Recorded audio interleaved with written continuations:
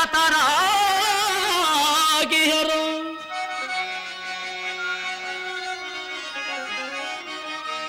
ಮೊದಲು ಇವರು ನಿಂದತರಾಗಿಹರು.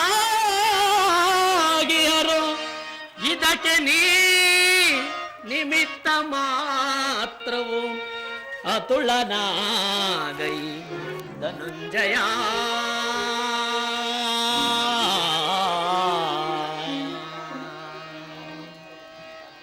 ಪಾರ್ಥ, ನಾನು ಮಾಯಾರೂಪಿಯು ದರಿದ್ರ ಎನಿಸಿ ಸರ್ವ ಪ್ರಪಂಚವನ್ನು ಧಾರಣ ಮಾಡುವೆನು.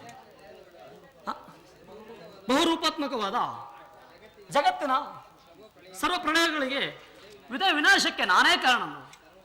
ಸರ್ವಶ್ರೇಷ್ಠನು ಸರ್ವಾಂತರ್ಮಿಯಾದ ದಾರದಲ್ಲಿ ಮಣಿ ಸಮೂಹವನ್ನು ಪೋಣಿಸಲ್ಪಟ್ಟಂತೆ ಈ ವಿಶ್ವ ಜಗತ್ತನ್ನೇ ಪೋಷಿಸುತ್ತಿರುವನು.